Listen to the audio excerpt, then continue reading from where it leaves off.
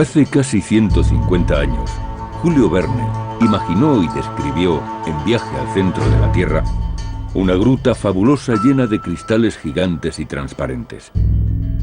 Pero nunca se había encontrado una cueva así en ningún continente.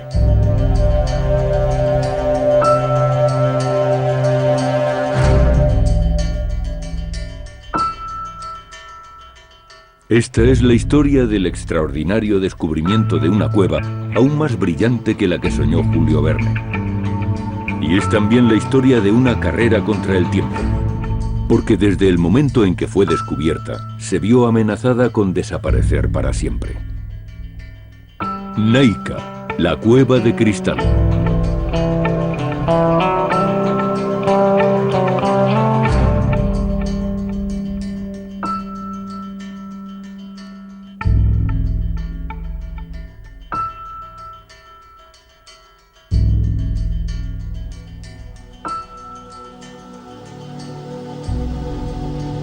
Al norte de México, en el desierto de Chihuahua, encontramos las montañas áridas e inhóspitas de la Sierra de Naika. Se trata de un lugar remoto.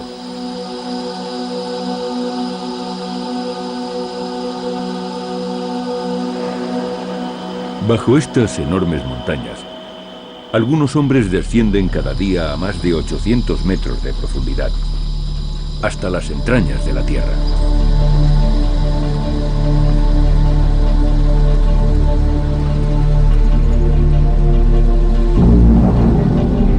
Aquí hay minas de plomo, de zinc y de plata, algunas de las más ricas del planeta. Los hombres trabajan en una atmósfera asfixiante debido al calor y la humedad.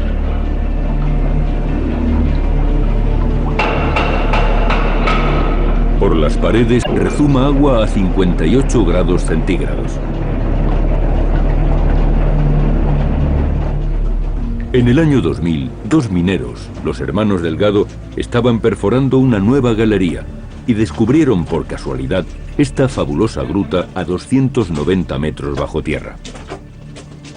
Cuando entramos ahí nosotros a ver ahí luego, lo que primero que vimos una barra así parada. Así una barra como de hielo. De hielo, así, parada. Pero... al momento de echarle yo la luz, se expande para todos lados. Se expandió para todos lados la luz. Qué chulada. Piensa uno que anda en otro planeta, como quien dice. Pero lo que estaba muy caliente, ¿verdad? Y no se aguanta mucho para estar ahí.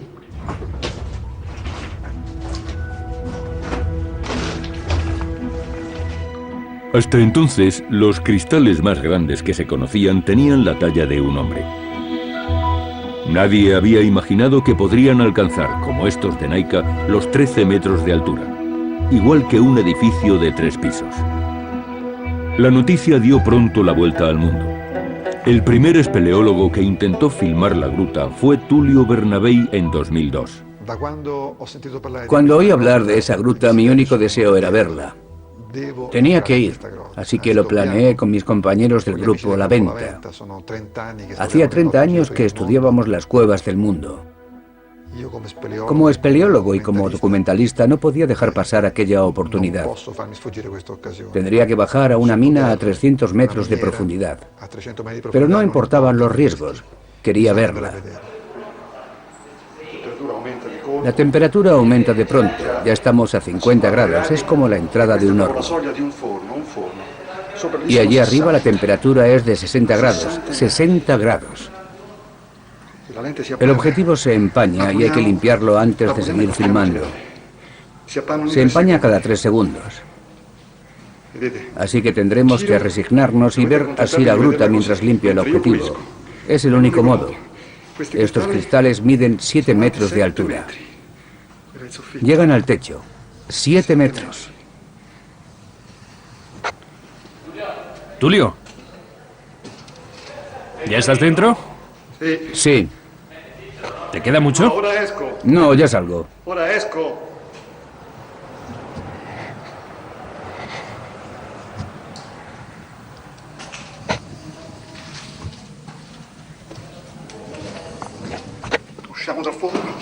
Salimos del horno.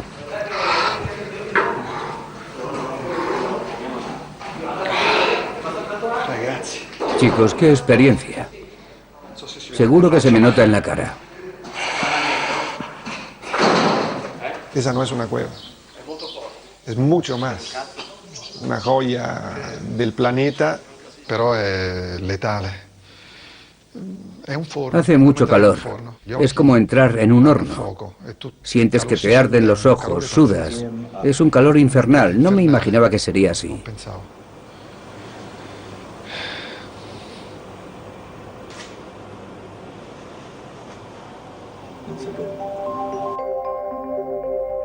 La gruta está lejos de las vetas que se explotan en la mina. Es una geoda enorme de más de 20 metros de altura. Debido a la combinación de calor y humedad, un hombre solo aguanta unos minutos en el interior. En Treviso, Italia, el físico Giovanni Badino ha intentado resolver este problema. Es experto en climatología subterránea, profesor de la Universidad de Turín y miembro de la Asociación de Espeleología La Venta. El problema adentro de la cueva de los cristales es el calor, la grande cantidad de calor que entra en nuestro cuerpo. Bueno, este índice, Humidex, cuantifica esta sensación de calor. La temperatura de la cueva de los cristales es alrededor de 46 grados. Si la humedad fuese muy baja, se podría hasta aguantar. En realidad, la humedad es muy alta. Es alrededor del 95%. Así que el índice Humidex de la cueva de los cristales es 100. Es 2 veces más de la muerte.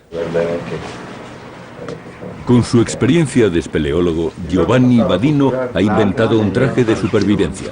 Se adapta al calor de la gruta y llama la atención por su simplicidad. Tenemos que hacer algo que absorba calor. Y por esto la agua es de lejos la sustancia más eficiente que existe. Porque absorbe muchísimo calor a una temperatura razonable por la piel. 0, no es demasiado frío. Tenemos que defender el traje central hecho de hielo. Tenemos que aislarlo de nosotros que producimos calor, del calor que viene de afuera. Y después hay también más capas por el infravermelho para refletir calor. El profesor Badino va a probar el traje por primera vez en un lugar totalmente insólito. Lo ha llamado Tolomea, en homenaje a su poeta preferido.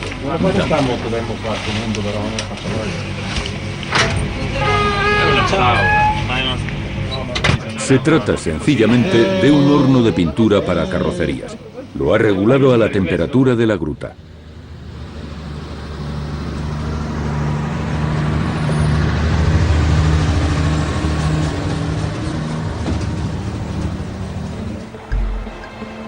Pero la verdadera prueba debe realizarse en Naica. Tullio Bernabei, Giovanni Badino, Paolo Forti y todo el equipo de La Venta llegan a México en enero de 2006. Van a probar la eficacia de sus trajes y del respirador de aire refrigerado que han estado ajustando pacientemente durante varios meses.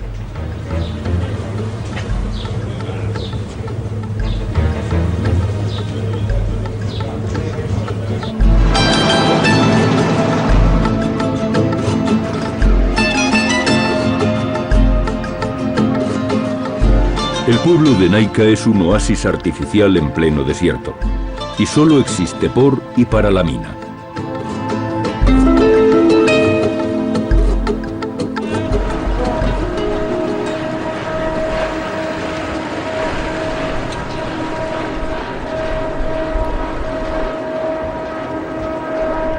Al bajar o al subir, los exploradores se cruzan con los hombres que entran diariamente en la mina. Se ganan la vida a casi 1000 metros bajo tierra.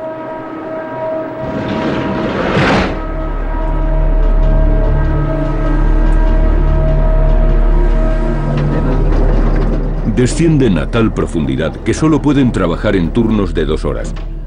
El cuerpo no es capaz de resistir las condiciones extremas de esta mina, una de las más profundas del mundo.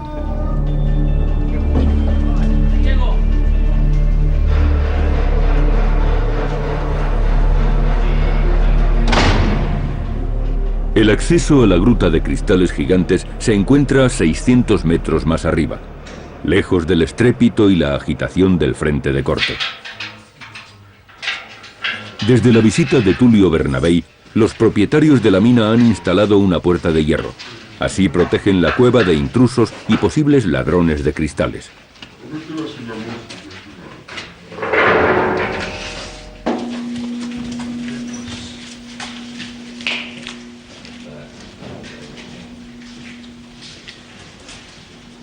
Una cámara de plexiglas permite conservar la atmósfera de la cueva y evita las variaciones de temperatura que podrían modificar su equilibrio.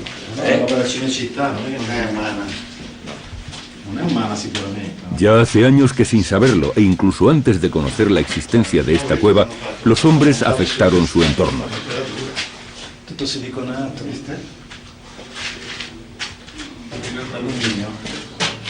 Al bombear el agua que la inundaba, paralizaron su evolución natural.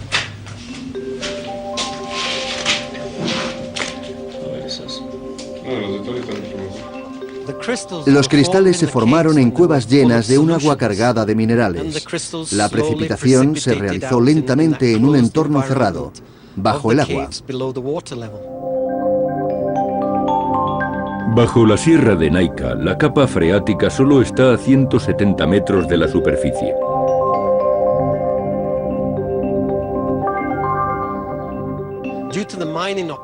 La explotación minera ha causado un descenso de la capa freática. Antes estaba a 100 metros por debajo de la superficie y ahora está a unos 300 metros. Eso ha dejado las cuevas al descubierto. Actualmente estamos bombeando 60.000 litros por minuto.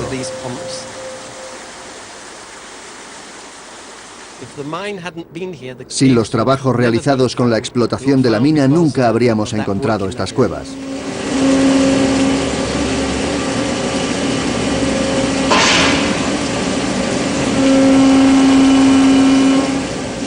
En el frente de corte, los hombres trabajan, excavan galerías y siguen las vetas del mineral que les va introduciendo en las entrañas de la tierra.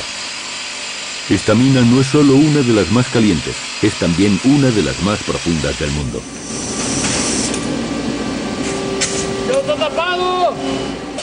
El día en que las vetas se agoten o cuando la explotación ya no sea rentable, la mina cerrará y las bombas se detendrán. Entonces el agua recuperará sus antiguos dominios y volverá a subir inexorablemente. Y el agua, en forma de hielo, es también el elemento refrigerante del respirador. Permitirá que Tullio Bernabei y Giovanni Badino lleguen más lejos a través de estos cristales enormes. Los investigadores esperan que sus equipos les den la autonomía necesaria. Así podrán explorar los recovecos de esta catedral de cristal.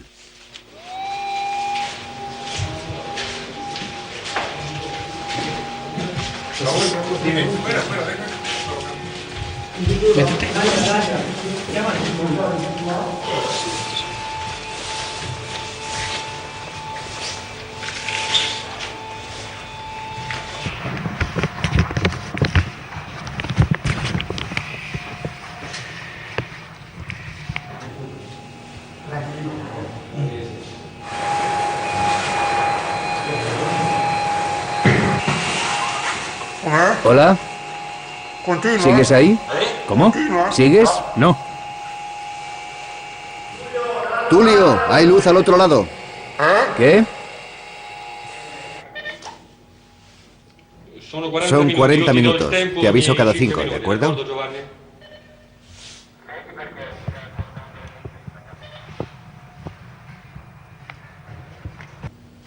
Problemas con el aire. ¿Y ese regresa? Todo va bien. ¿Una hora?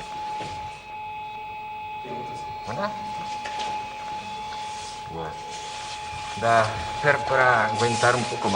para aguantar un poco más. Pero está empezando a entrar.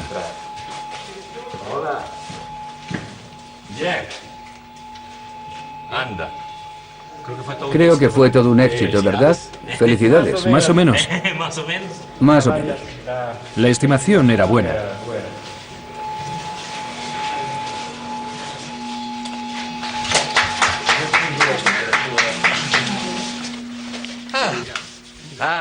Es una gruta preciosa. Es magnífica. Parece una cueva hecha de hielo. Pero ahí dentro cambia la temperatura. Hay variaciones muy grandes. Gracias al traje y al respirador, los dos hombres han podido permanecer cerca de 50 minutos en la gruta. Pero el equipo tiene límites. En menos de una hora, el hielo se ha convertido en agua caliente. 31. 31,8. A 33. Estaba al límite. Estaban al límite las cámaras. En la cueva de los cristales, el calor es muy peligroso. Pero además, la humedad es tan alta que resulta imposible controlar la temperatura. Sin ese regulador, no podríamos bajar a la cueva. Nuestra temperatura corporal empezaría a aumentar sin control, hasta provocarnos lo que se conoce como golpe de calor. Un golpe de calor puede ser irreversible e incluso causar la muerte.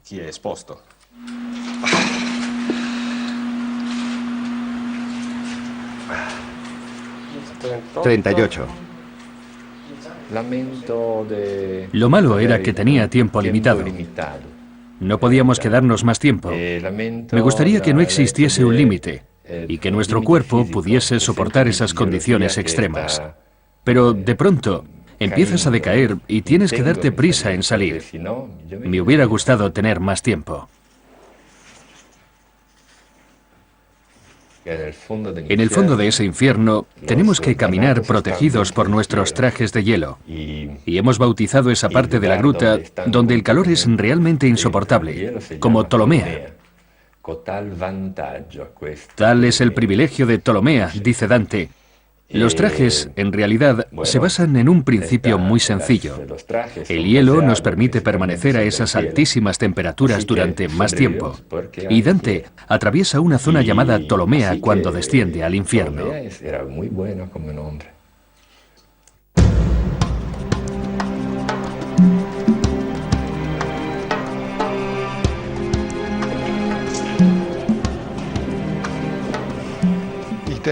Las pruebas con los trajes y con el equipo para respirar han dado buenos resultados. Ya podemos entrar en la gruta. Podemos empezar la investigación, aunque sabemos que será complicado y muy peligroso. Debemos tener cuidado. En este momento, Tony, Gonzalo y yo comenzamos con el proyecto NAICA, que permitirá que todo el mundo conozca esta gruta.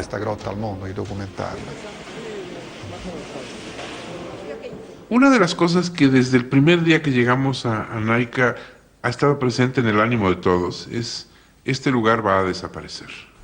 Bombean 1000 litros por segundo desde 1000 metros de profundidad. Todo ese gasto de energía, de mantenimiento, de infraestructura, ¿no?, tiene un costo altísimo.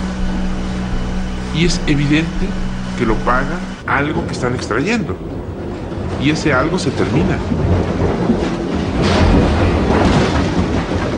Tuvimos una oportunidad, ¿no? Tuvimos un momento de luz para entrar a la cueva y verla, salir, contárselo al mundo y dejarla morir con calma. El proyecto NAICA reúne a espeleólogos, científicos y profesionales de la imagen. Juntos tratarán de explorar, entender y documentar la gruta antes de que vuelva a desaparecer. María Antonieta Ferreira se encarga de coordinar el trabajo. Estábamos frente a NAICA, un sitio que nos da la oportunidad por un ciclo, unos pequeños años en su gran historia geológica, de poder entrar para poder hacer un rescate de las imágenes, para poder hacer trabajos de exploración y poder hacer trabajos de investigación.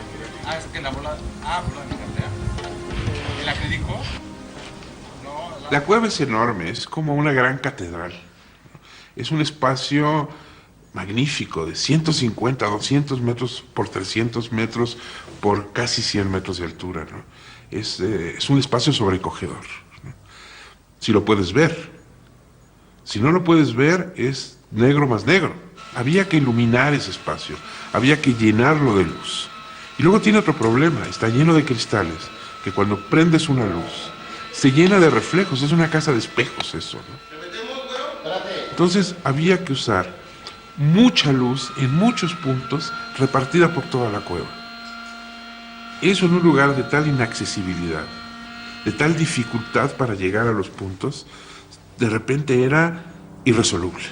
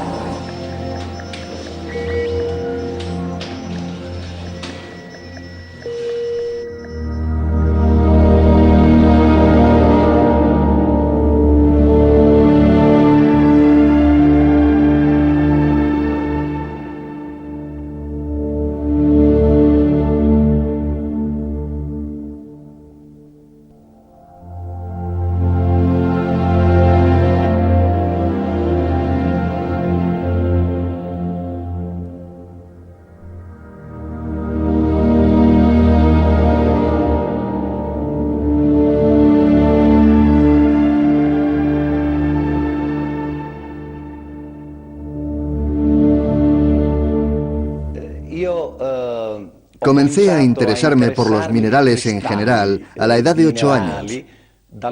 Después empezaron a llamarme más la atención los cristales. Obviamente tengo muchos libros con imágenes de cristales enormes, de medio metro o de 1 metro de altura. Pero nunca había visto cristales como los de esa gruta. La cueva de los cristales solo existía en los libros de Julio Verne, en Viaje al centro de la Tierra.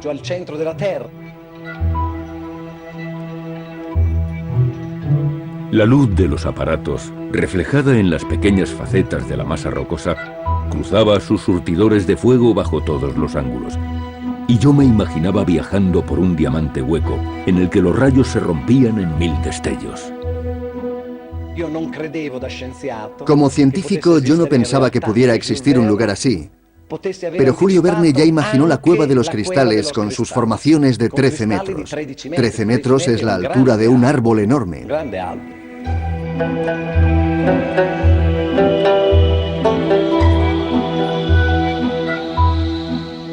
El profesor Paolo Forti es uno de los miembros más importantes del grupo La Venta. También es un famoso experto en cristalografía de la Universidad de Bolonia y conoce perfectamente las propiedades del aljez.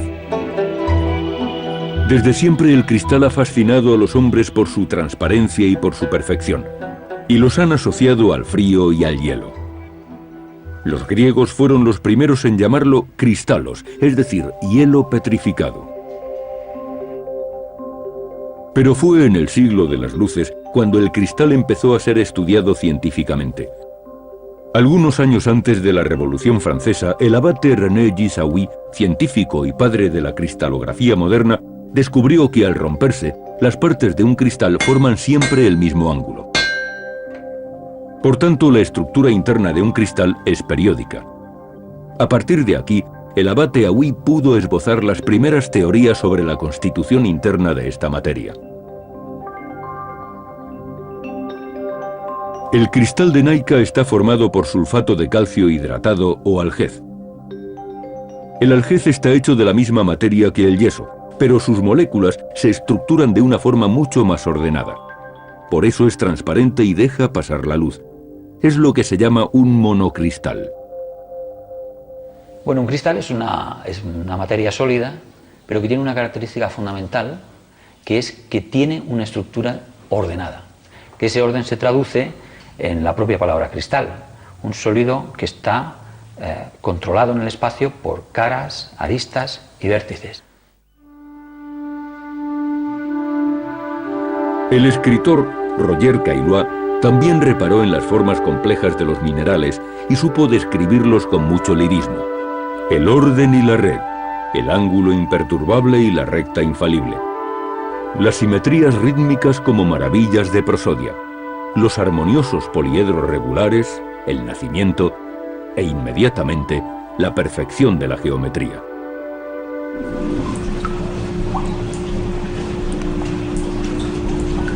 Para existir, para desarrollarse, los cristales necesitan tiempo, agua y calor. Estos mismos elementos son los que día tras día van desgastando el organismo de los seres humanos.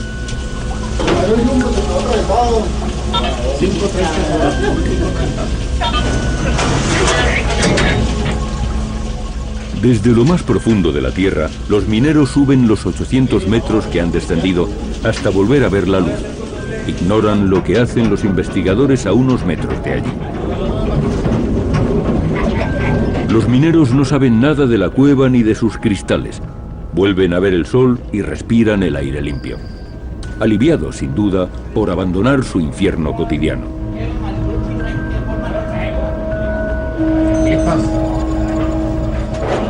Arriba les esperan sus compañeros que tendrán que tomar el relevo.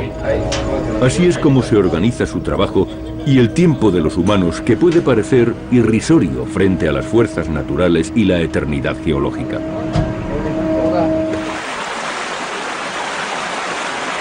El agua caliente es bombeada desde el centro de la Tierra, donde está en contacto con el magma.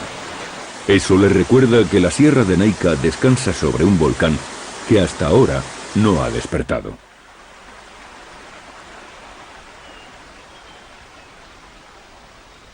Hay una actividad hidrotermal muy fuerte. Estamos hablando de que podemos tener todavía ahí una cámara magmática activa, que fue de donde se originó el intrusivo, esta roca intrusiva, y que dio origen a la mineralización. Son soluciones hidrotermales que arrastran parte de estos metales de la profundidad de la Tierra. Esta montaña de la Sierra de Naica es como un organismo vivo y realiza ciertos intercambios con el exterior. El agua de la lluvia penetra por las fisuras y por las grietas y fluye a través de una red de vasos y arterias. Desciende tan profundamente que llega hasta el magma, se calienta y vuelve a subir a la capa freática. El agua caliente disuelve el material calcáreo y se carga de carbonato de calcio. Entonces, las calizas, las rocas calcáreas que tenemos encajonando al mineral que tenemos en la mina, pues son muy susceptibles para tener disolución. Son compuestos de carbonato de calcio.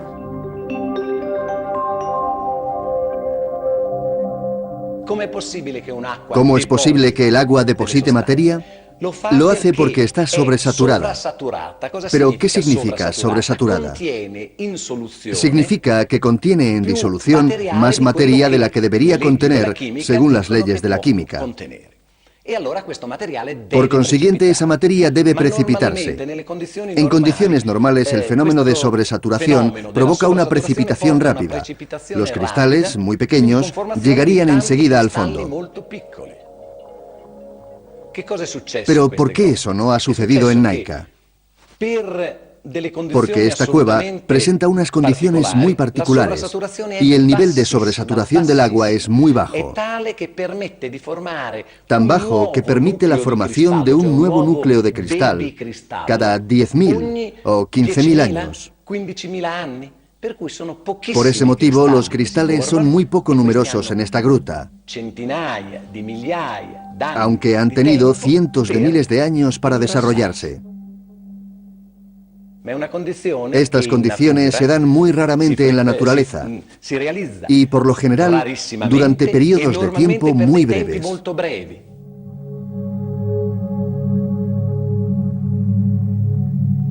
Entonces, fue la segunda condición importante: tener llena la caverna de agua, tener las condiciones necesarias de temperatura. Estamos hablando de 54 grados centígrados. ¿Por qué 54 grados centígrados? Porque tenemos dos límites de formación entre dos minerales que son muy parecidos, que son la anhidrita y la selenita. La única diferencia entre los dos es un rango de temperatura de 3 grados centígrados. Si alguna de las soluciones calientes pasa ese rango, entonces no se formaría la selenita, se forma la anhidrita. ¿Qué es lo que ha ocurrido en Naica? Pues que las condiciones físicas, químicas, del agua, del entorno, han sido tan constantes durante tantísimo tiempo que ha permitido que esos cristales tengan el tiempo suficiente de crecer en las mejores condiciones posibles. Y por eso son tan enormes, tan grandes, ¿no? Son una particularidad que no se encuentra en otros sitios del planeta. Desde luego, cristales de 12-13 metros de longitud solo han sido detectados aquí.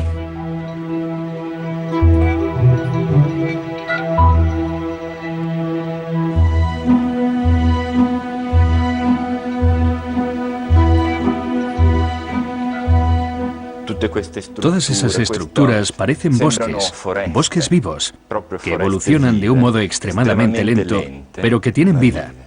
Esa es la impresión que da este lugar. Poco a poco nos estamos adaptando. Sabemos qué debemos hacer para preservar los cristales. Y empezamos a comprender cómo hemos perjudicado a este lugar y en qué puntos en concreto nuestras acciones han sido más dañinas.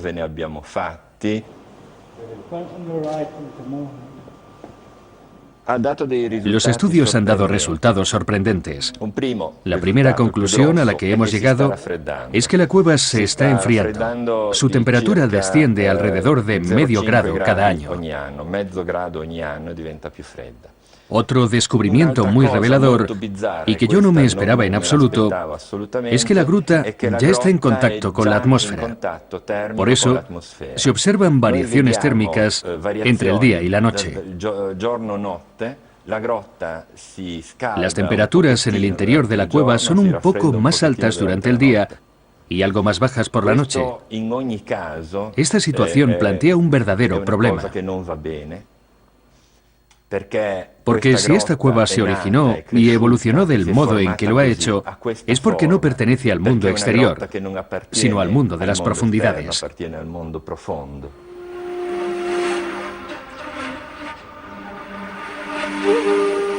La cueva de los cristales se ha convertido, después de 20 años sin agua, en un entorno enfermo. El equilibrio de este microcosmos se ha roto a causa de la intrusión del hombre. Ahora no es más que un lugar estéril y no podemos predecir cómo evolucionará.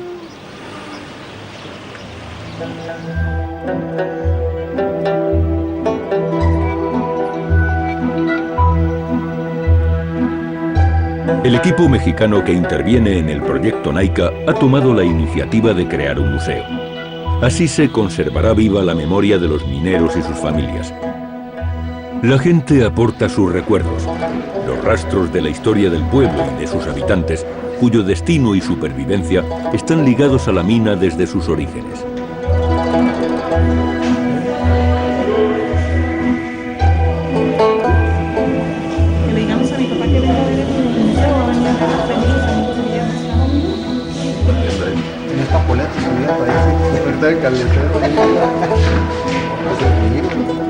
La explotación minera en este desierto comenzó en el siglo XIX. Primero se trató de una actividad intermitente debido a la falta de agua. Pero en el siglo XX, a medida que la mina crecía, el pueblo empezó a transformarse. Fue una de las explotaciones más productivas de América.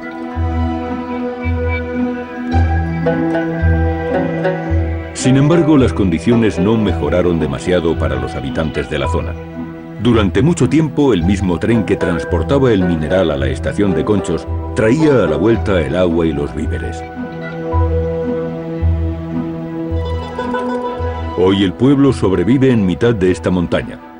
Y en las cuevas, como inmensas geodas, se ocultan magníficos cristales que la mayoría de los habitantes no conocen. Hay 4 cuevas en NAICA. La primera que se descubrió es la Cueva de las Espadas. Después se encontró la Cueva de los Cristales, después la del Ojo de la Reina y finalmente la Cueva de las Velas. En teoría, se trata de un sistema cerrado cubierto por una capa de agua perfectamente estática. Por tanto, las condiciones presentes en estas 4 cuevas deberían ser idénticas. Parece lo más lógico. Pero no es así en absoluto.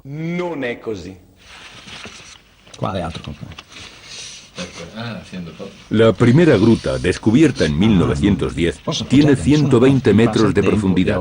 Es la Cueva de las Espadas. Durante casi un siglo, sus cristales de selenita, que miden hasta 1,5 metros de longitud, fueron considerados los más grandes del mundo. ¿Cómo es posible que en 2 cuevas relativamente próximas los cristales se hayan desarrollado de un modo tan diferente? La Cueva de las Espadas se encuentra 170 metros más arriba que las otras. Está, por tanto, más cerca de la superficie terrestre y ha estado siempre más cerca de la superficie de la capa freática, que dio origen a los cristales.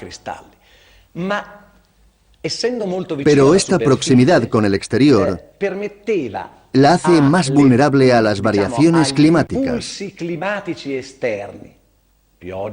La lluvia, el calor y el frío penetran fácilmente en esta gruta. Así pues, la variación del nivel de la capa freática y las condiciones climáticas son lo que ha producido cristales tan diferentes. Solo en este lugar los cristales han crecido tan cerca de la superficie piezométrica. Debido a las variaciones de la capa freática, estos cristales no son limpios como los que están a mayor profundidad, a 290 metros bajo tierra. De hecho, estas formaciones presentan franjas de crecimiento bien visibles. Bueno, vamos. Por eso los cristales de la Cueva de las Espadas no son ni los más bellos ni los más grandes, sino los que presentan mayores defectos. Pero para nosotros, que estudiamos estas formaciones, los defectos son fundamentales. La perfección no nos enseña nada. Son precisamente las imperfecciones las que nos permiten entender cómo evolucionaron los cristales.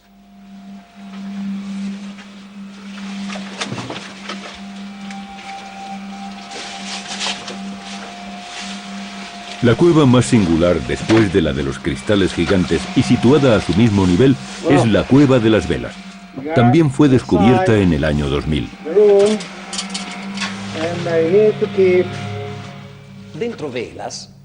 La Cueva de las Velas presenta al menos 50 centímetros de depósitos de óxidos o hidróxidos de hierro, de manganeso, de plomo y de zinc.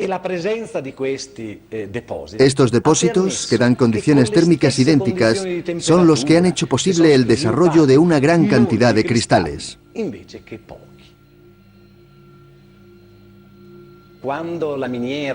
Cuando la explotación minera provocó el descenso del nivel de la capa freática, el agua desapareció rápidamente de la Cueva de los Cristales. Sin embargo, en la Cueva de las Velas, los óxidos e hidróxidos han actuado como esponjas. Retuvieron el agua, de modo que el nivel volvió a subir y permitió el desarrollo de nuevos cristales. Eso es lo que ha producido esas maravillosas formaciones finas y delicadas. Se conocen como velas y son características de esta gruta. Estos cristales tardaron en formarse probablemente 1 o 2 semanas hace 18 o 20 años, cuando el nivel del agua empezó a bajar en el interior de la cueva.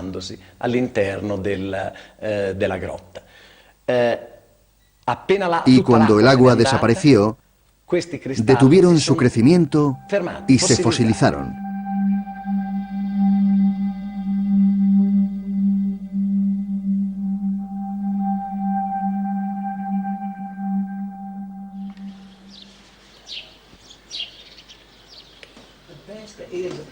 Lo mejor es contar con algún material muy resistente. Sí, lo sé. En mayo de 2007, Paolo Forti recurre a Stein Erik Lauritzen, geólogo noruego especialista en datación de rocas. Mi trabajo aquí consiste en averiguar la edad de los cristales, porque creo que el público en general tiene curiosidad por conocer la antigüedad de estas formaciones, y porque para la comunidad científica poder situarse en el tiempo es fundamental. Tener la oportunidad de observar los cristales tan poco tiempo después de su formación es un privilegio para cualquier investigador. Sabemos que la superficie externa data de la época en la que la cueva se quedó sin agua. Hemos calculado el año exacto, y a partir de ahí podemos remontarnos en el tiempo.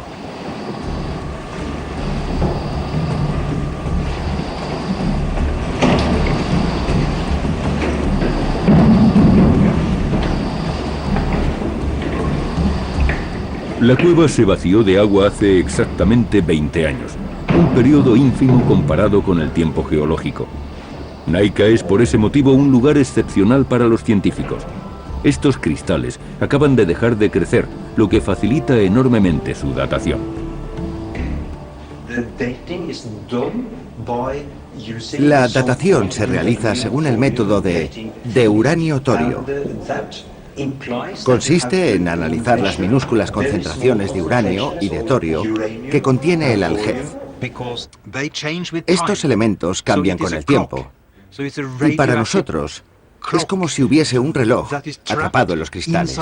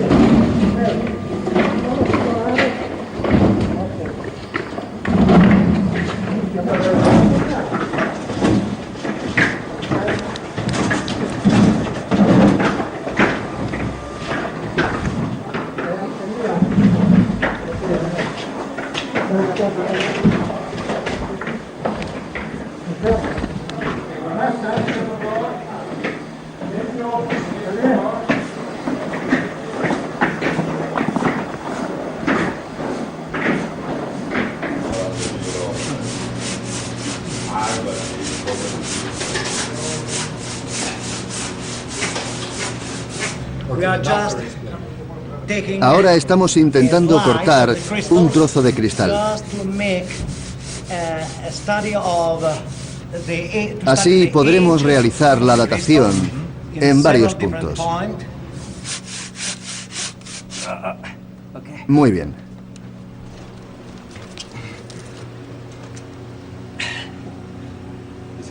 ¿Pesa? Sí.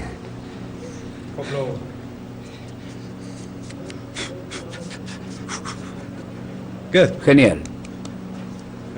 Si en lugar de haber descubierto esta cueva ahora, la hubiésemos descubierto dentro de 1 o 2 millones de años, probablemente no nos habría provocado tanto interés. Habríamos pensado simplemente, son 20 metros de yeso macizo dentro de la caliza. Porque el hueco estaría completamente lleno de yeso. Ya no sería una cueva. Los cristales gigantes habrían crecido tanto que habrían terminado por formar uno solo. Y finalmente no veríamos más que un simple depósito de aljez. Un depósito bello y transparente, sí. Pero que no nos habría emocionado tanto como estos enormes cristales.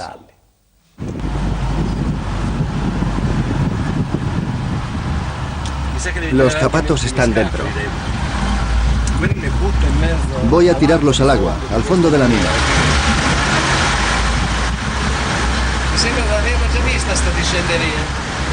Igual que ocurría en Viaje al centro de la Tierra, el estudio del corazón de Naica se parece cada vez más a un viaje a través del tiempo y de las profundidades.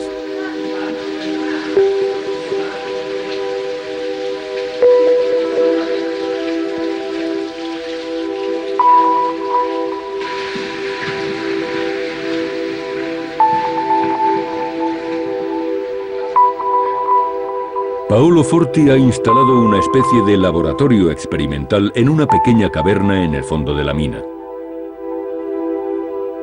Se encuentra a 550 metros bajo tierra y lo llama su infierno. Allí trata de recrear las mismas condiciones que han hecho posible la génesis de los cristales: agua, altas temperaturas y estabilidad. Si las hipótesis son exactas, podrá comprobar cómo se forman nuevos cristales.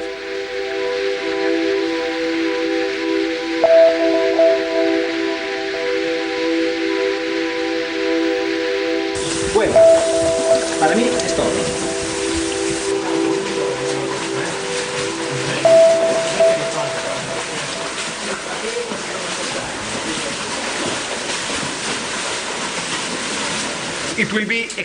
Sería muy interesante medir en los próximos años la velocidad exacta a la que se deposita el aljez.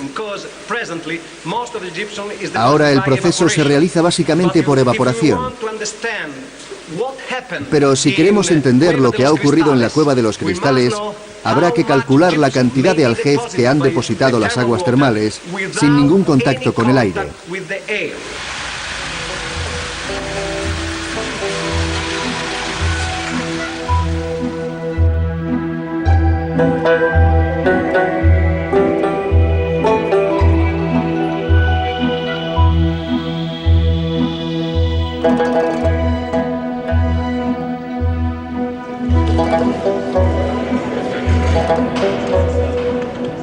El proyecto NAICA ha reunido nacionalidades y profesiones muy diversas. Científicos italianos y noruegos,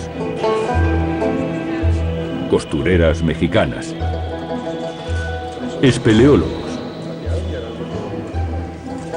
pintores, cineastas e ingeniosos artesanos colaboran juntos. La cueva es un lugar muy caliente, muy húmedo, y por lo tanto hemos tenido que desarrollar una serie de artefactos que nos permiten grabar o filmar dentro de la cueva sin tener que exponer seres humanos. Trabajar a un ambiente de 50 grados centígrados, 100% de humedad, es complicado, siempre hay algo más, algo que falla, estamos trabajando a 100 metros de distancia. Lo más difícil es que cualquier pequeño desperfecto o un cable mal colocado, un cable que se zafó, implica tener que entrar y volver a salir. Y eso hay que hacerlo en ocasiones, algunas 10, 12 veces, lo cual llega a ser muy complicado, muy cansado, pero hemos aprendido en estos 2 años de todos esos primeros errores y esas primeras pifias iniciales, y ahora podemos prácticamente llegar, poner nuestros aparatos, nuestros robots, y estar trabajando listos para iluminar en unas 2 o 3 horas, lo cual antes nos tomaba un día tal vez o 2. La instalación de los robots es muy lenta por varias razones. La gente que entra a la cueva puede trabajar dentro de la cueva media hora, no más, con equipo. Sale de la cueva y no puede volver a ingresar a la cueva sino hasta 2 horas después. Lo que pasa es que tu corazón se acelera muchísimo. Y también lo que actúa en tu cuerpo es una vasodilatación altísima, ¿no? Al tener una vasodilatación tan grande, le cuesta mucho trabajo la sangre llegar al cerebro, ¿no? Entonces, si estás media hora, aunque tengas equipo, eso es un proceso que se empieza a dar y empieza a crecer, a crecer, a crecer, a crecer. Al salir de la cueva, lo que tú tienes es un agotamiento que te tumba y la gente se duerme. Se duerme 2 horas irremediablemente.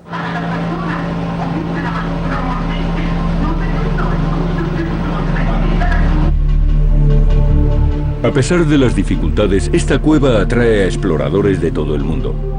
Pero todos los que tratan de estudiar sus propiedades saben que luchan contra el tiempo.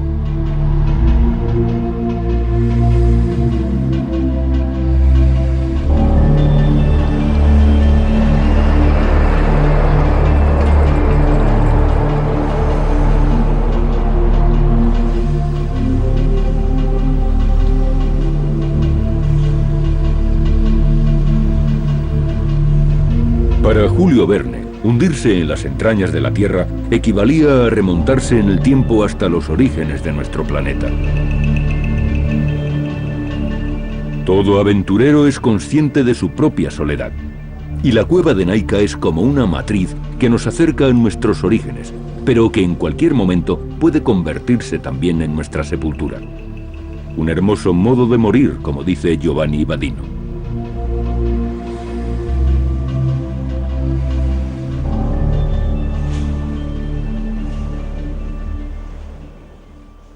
He aprendido muchas cosas desde que comenzó el proyecto. Por ejemplo, que hay que desplazarse de otra manera, que hay que calcular muy bien todos los pasos y avanzar lentamente. Debes vigilar dónde pones los pies. Se trata de un lugar muy peligroso. En abril de 2006, cuando aún estábamos en la fase de exploración, advertí un pasaje que no había visto antes. Estaba entre 2 grandes cristales y decidí correr el riesgo y pasar por allí. Fue un error.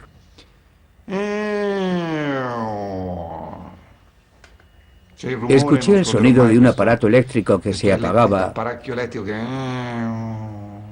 como la vida misma. Tuve miedo, pánico. Tenía la garganta seca, la boca me ardía. Lo único que quería era quitarme la mascarilla y respirar. Sentí que se me acababan las fuerzas. El corazón me latía muy deprisa.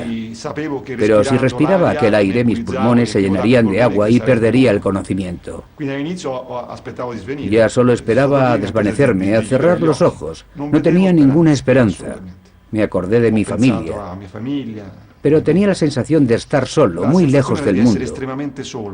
Infinitamente lejos. Mi cara era como una máscara ardiente. Recuerdo que podía sentir cómo caían las lágrimas, porque estaban más frías. Después logré ponerme en marcha lentamente, y apoyándome en los cristales conseguí salir. Cuando llegué donde estaban mis compañeros, enseguida se dieron cuenta de que estaba muy mal. Creo que mi cuerpo había alcanzado los 39 o 40 grados. Según los médicos, eso es peligroso.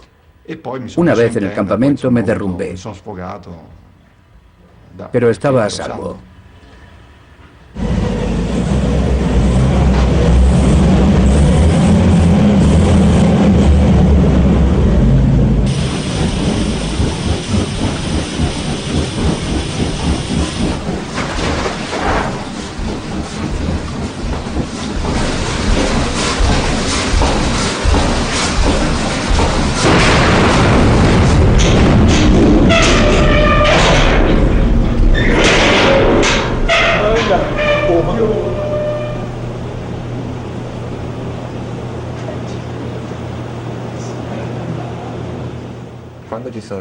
Cuando hay una explosión en la mina, 10 segundos después llega a este lugar un golpe de viento.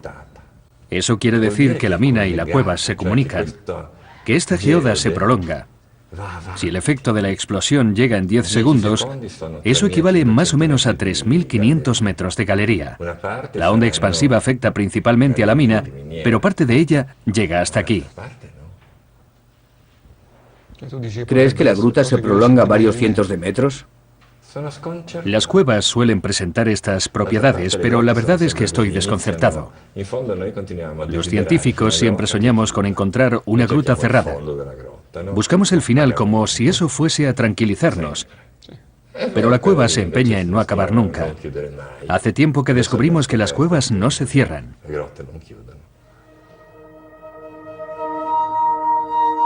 No ha sido fácil realizar la cartografía de la gruta. Cada nueva exploración la modifica y la precisa. Los aparatos toman muchas imágenes diferentes y después los ordenadores miden y reconstruyen este espacio oscuro. Pero los espeleólogos saben que hay más cavidades que parten de cada gruta y sienten el impulso de ir a verlas.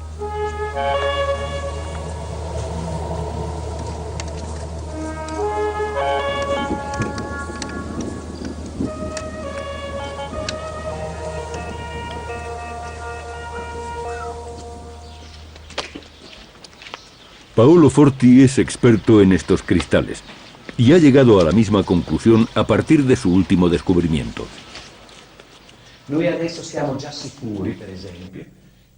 Ahora sabemos que los cristales pueden contener polen.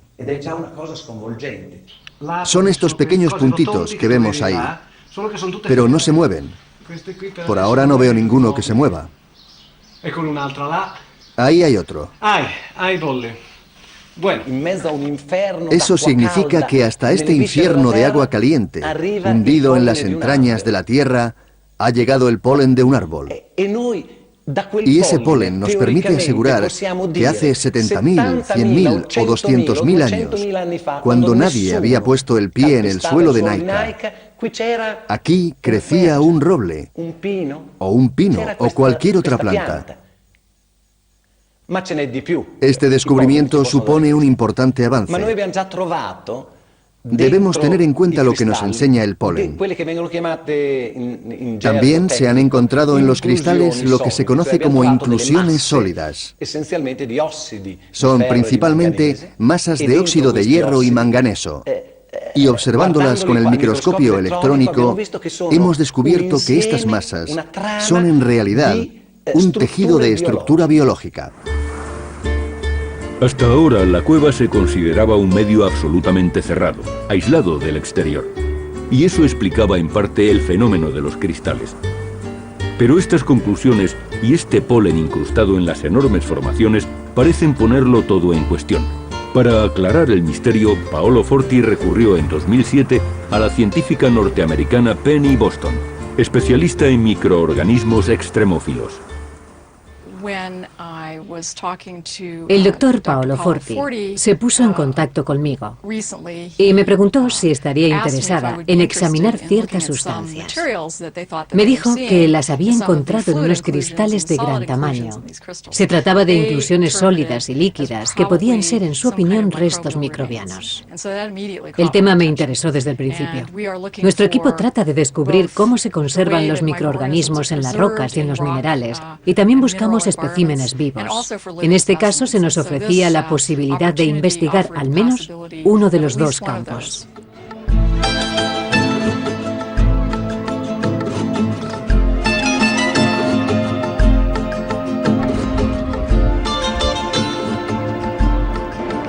Naica no es solo una cueva llena de cristales gigantes.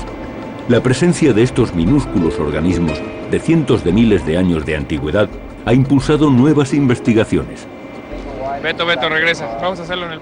Estos indicios de vida orgánica, teóricamente imposible, atraen a nuevos especialistas.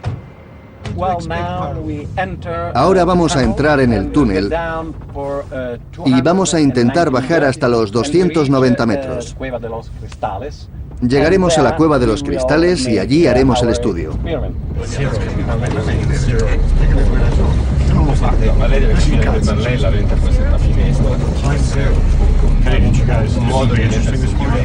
Al descender esta rampa comienza la primera etapa que nos va introduciendo en el mundo de las tinieblas. Hay que acostumbrarse a la falta de luz y de aire y perder las referencias temporales antes de llegar al final de la cueva y de sus cristales.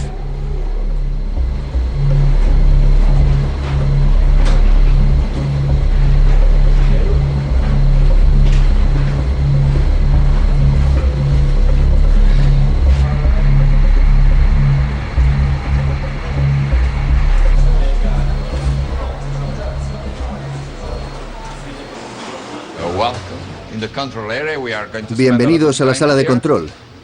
Vamos a pasar un rato aquí. Si creéis que hace calor, estáis equivocados. Puede hacer mucho más. Vamos a hacer una prueba sin protección. Así aprenderemos a respirar correctamente.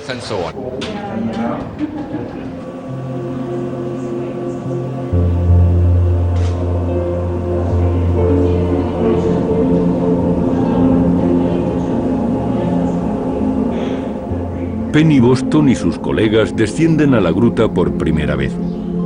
No llevan equipos de protección. Quieren acostumbrar a su cuerpo a los peligros y la atmósfera de la cueva. Mirad esta roseta de aljez, es inmensa. En la mayoría de las cuevas miden unos 10 centímetros de diámetro. Mirad, es sorprendente.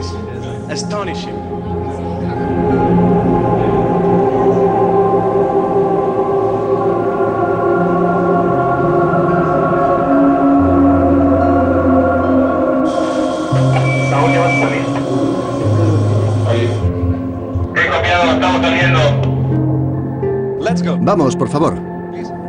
¿Te seguimos, Tulio? Sí. ¿Volvemos por el mismo camino? Sí, y en el mismo orden.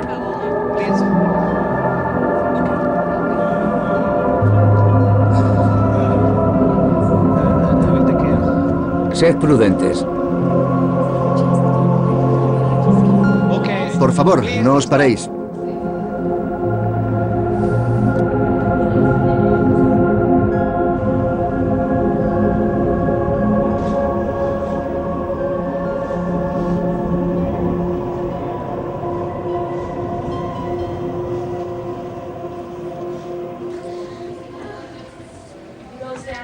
Yeah.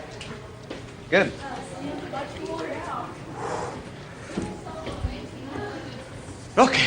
En Naica la rutina tiene que ser implacable. No hay que dejarse invadir por la admiración. Controlar las reacciones del cuerpo, la temperatura, la tensión y el ritmo cardíaco es la tarea del doctor Giovanni. y ningún explorador se libra de las pruebas. La supervivencia de cada uno depende de ello.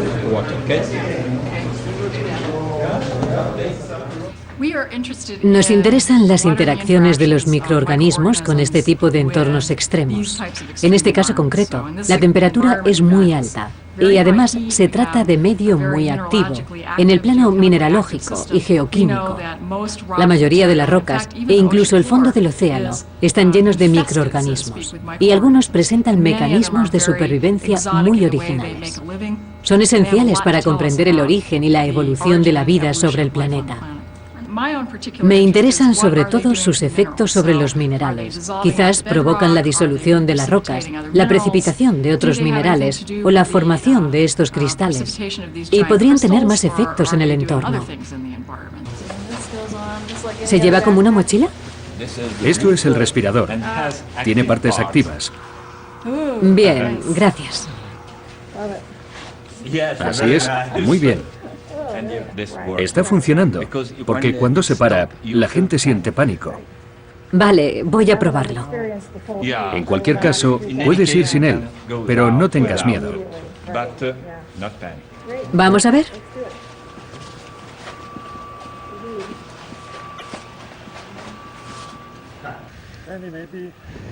Podríamos analizar esta parte.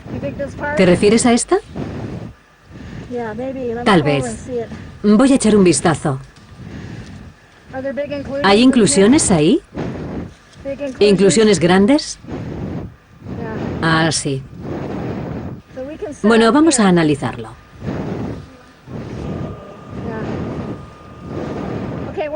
Iremos hacia esa zona. ¿Estáis listos? Yo me ocupo, tú alúmbrame.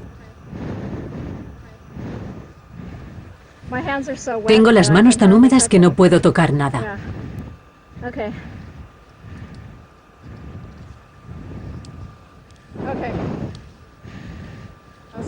Voy a tomar algunas muestras.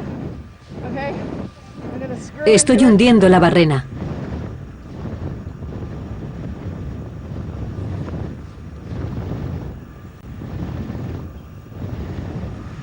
Ya está, ya tengo la muestra.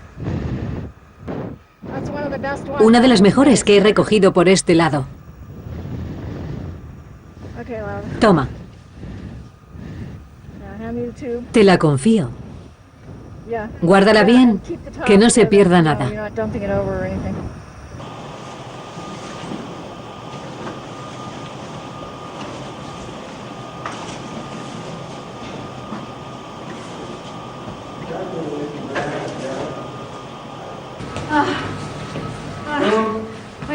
Tenemos unas muestras excelentes. Estoy orgullosa.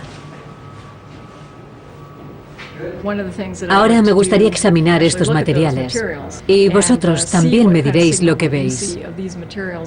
Después haremos un análisis biológico para saber si contienen organismos vivos y si es posible analizarlos. Y finalmente intentaremos extraer algunas muestras de ADN. Seguro que encontrarás restos biológicos. ¿De cuánto tiempo estamos hablando? ¿Qué antigüedad puede tener una inclusión de este tipo? La inclusión tiene la edad que tenía el cristal en el momento en el que se formó. Es decir, que puede tener medio millón de años o ser relativamente reciente.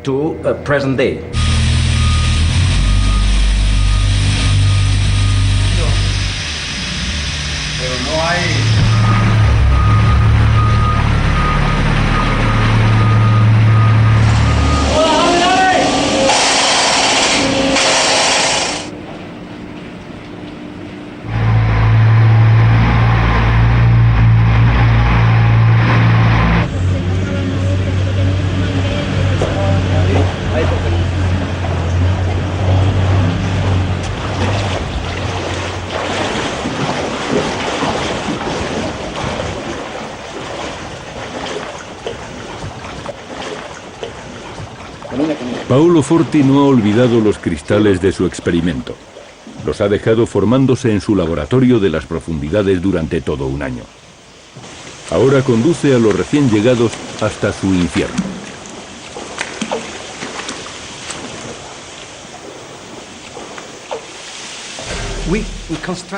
Hemos construido una cubeta de gran tamaño y hemos colocado en el interior pequeños trozos de aljez para provocar una nueva precipitación.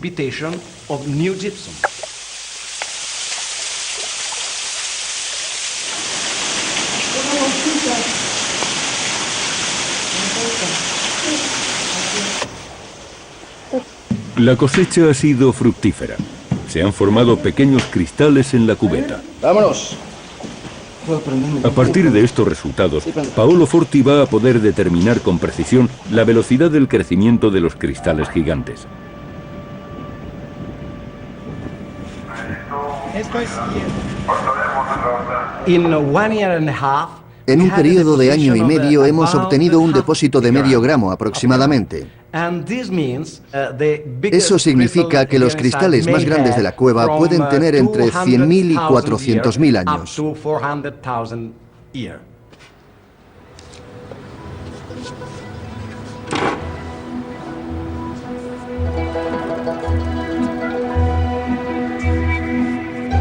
Mientras los científicos miden, toman muestras y emiten hipótesis, Anne, la dibujante, guarda una memoria pictórica de estos magníficos cristales. Debe darse prisa antes de que desaparezcan para siempre.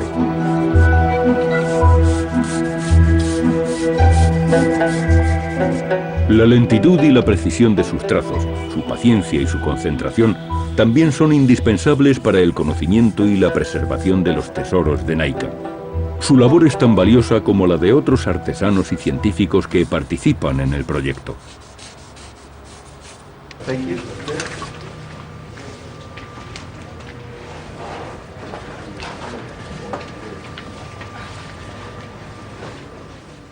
Lo que más me ha sorprendido es que, en medio de ese inmenso micado de cristales que van en todas direcciones, hay varios que han caído.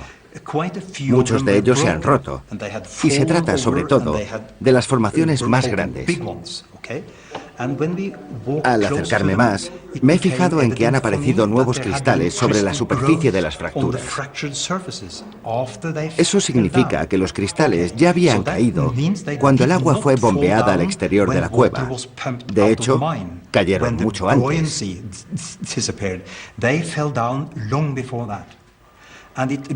Además, las formaciones que se han desarrollado sobre las fracturas tenían casi todas el mismo tamaño, así que probablemente todos los cristales cayeron al mismo tiempo. Pero, ¿qué provocó su caída? La única respuesta posible es un terremoto.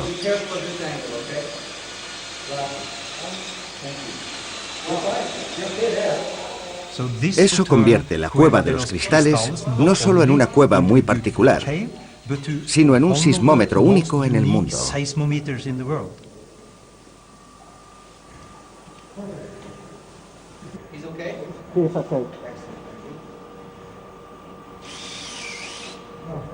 Vaya, se ha roto.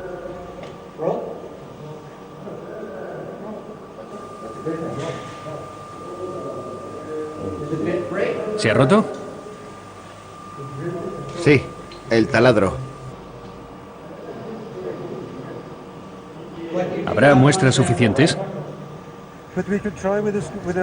Vamos a probar con otra herramienta.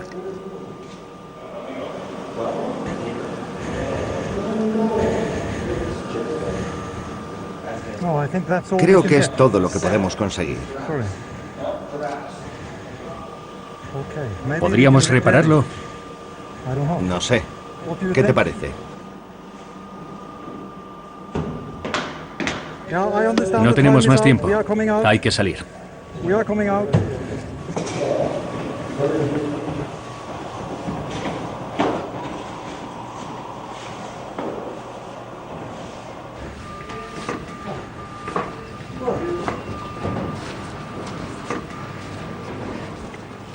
Muchas gracias.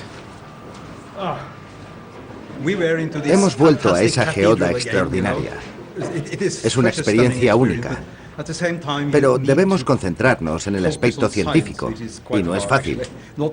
No solo el calor te desconcentra, también esta impresionante belleza. Hemos encontrado cristales más grandes, y también enormes troncos que se han roto. Al menos en uno de ellos hay formaciones secundarias. En el otro no hemos visto formaciones líquidas en la superficie. Habrá que investigar un poco más. Recogeremos 2 muestras para saber cuándo se rompieron los cristales.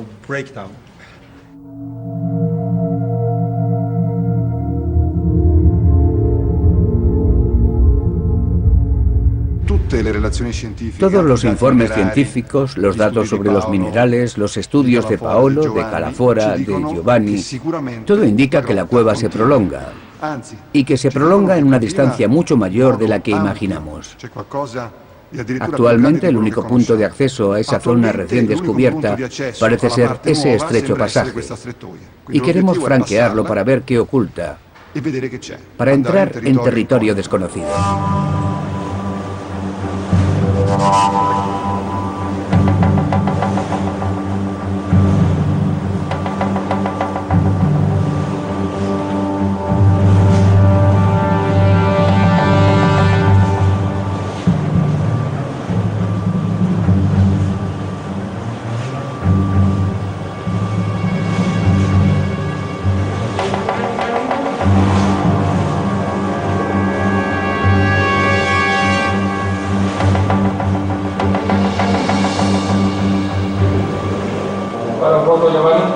Espera un poco, Giovanni.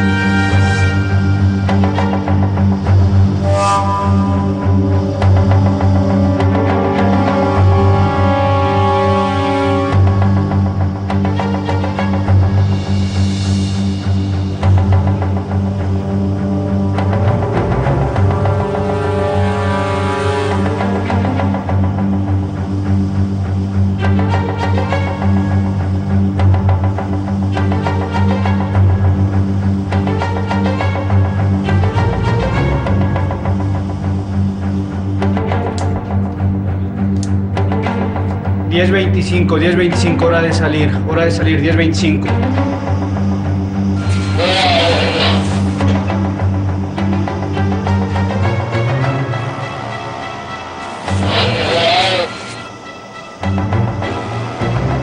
¡Tulio!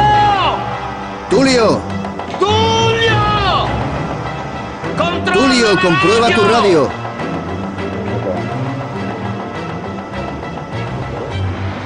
¿En qué frecuencia está?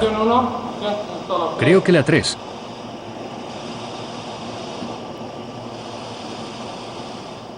Pasa, yo te sigo.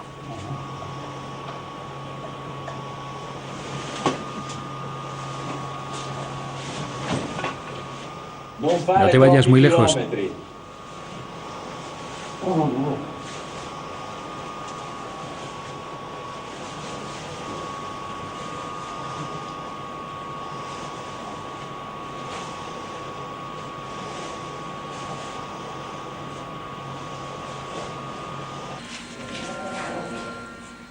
Giovanni, ¿me oyes?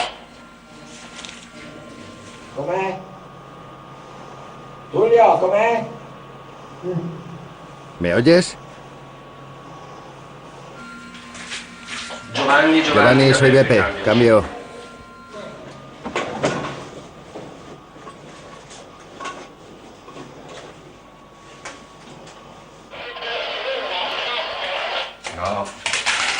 Giovanni.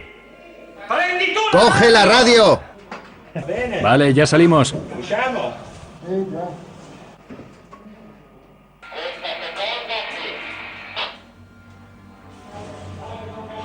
Attaccati il tiratore, Tullio. Il tubo.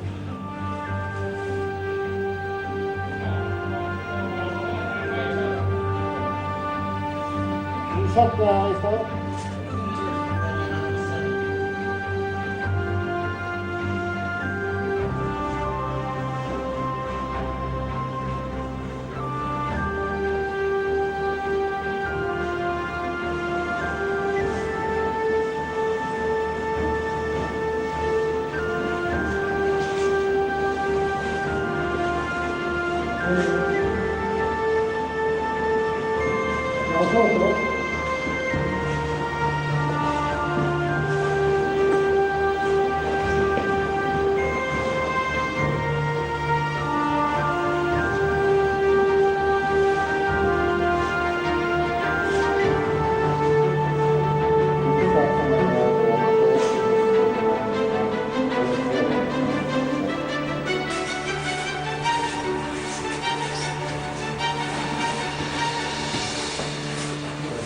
Buscando el pasaje que conduce a esos territorios desconocidos, Tullio y Giovanni han llegado hasta el límite de las consignas de seguridad. Atravesamos varios pasajes como ese. Yo pasé por encima, aplastando el cuerpo todo lo que pude. Giovanni se deslizó por debajo. A partir de allí ya era más fácil avanzar. Después hay una galería que desciende y al final un paso muy amplio, por donde pensamos que podríamos ir sin nuestros arneses. Pero es complicado, hay obstáculos y no resulta fácil pasar con el material. Nosotros lo conseguimos porque pasamos primero una parte del equipo de Giovanni, aunque hubiese sido más sencillo con un respirador más pequeño.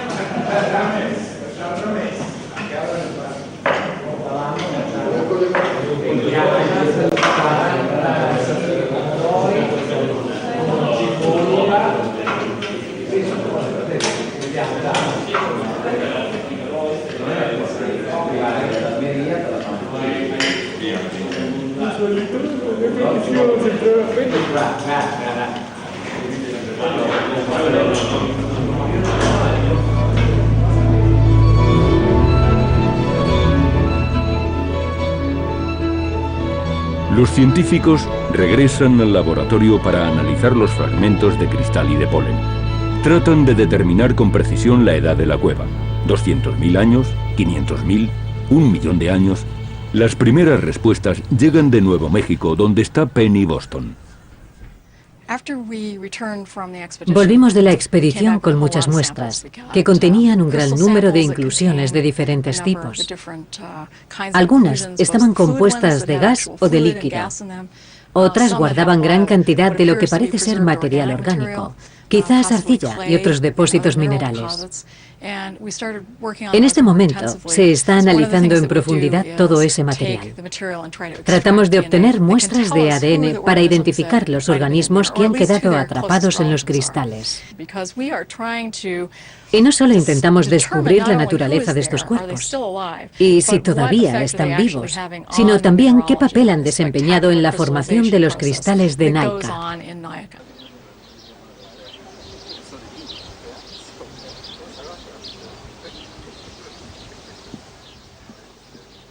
Para efectuar la datación, buscamos rastros de uranio con ayuda del espectrómetro de masas. Se trata de un instrumento muy sofisticado, situado en una sala provista de un dispositivo termostático. El proceso de identificación del uranio es muy largo, pero es primordial para calcular la edad de los cristales. Hemos descubierto que estos últimos se han formado a la misma velocidad, lo que significa que los más pequeños son también los más recientes. Y estamos casi seguros de que los más grandes empezaron a formarse hace unos 500.000 años aproximadamente. Medio millón de años no parece mucho a escala geológica, pero tratándose de cristales, es algo impresionante.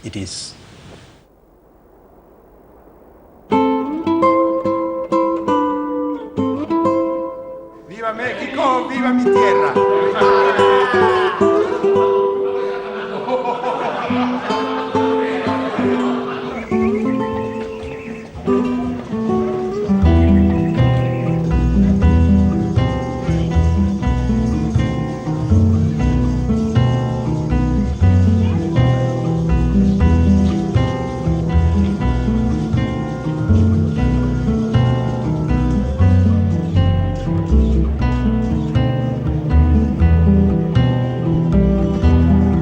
Por fin, los mineros de Naica ven las primeras imágenes de la cueva y de sus cristales.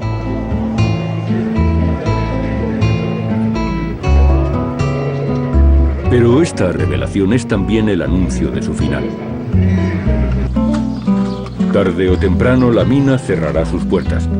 Las aguas subterráneas volverán a tomar posesión de la gruta y finalmente el pueblo será abandonado.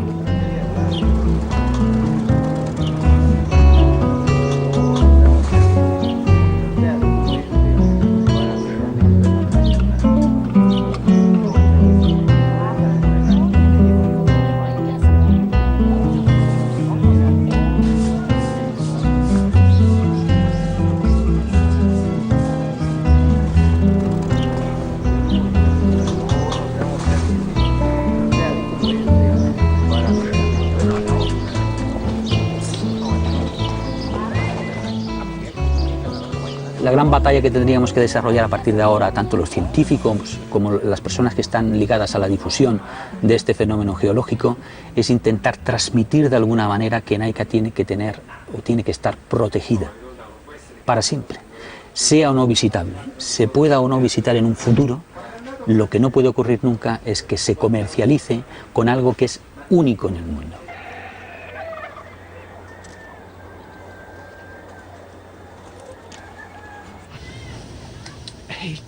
El problema es que el único modo de conservar intacta esta cueva sería volver a inundarla. Pero entonces todos la perderíamos. Por eso antes tenemos que realizar una documentación completa de este lugar y de sus condiciones y propiedades.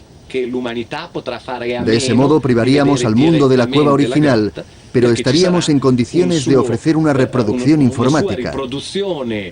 Y todos podrían admirar los cristales sin que estos corriesen el peligro de deteriorarse.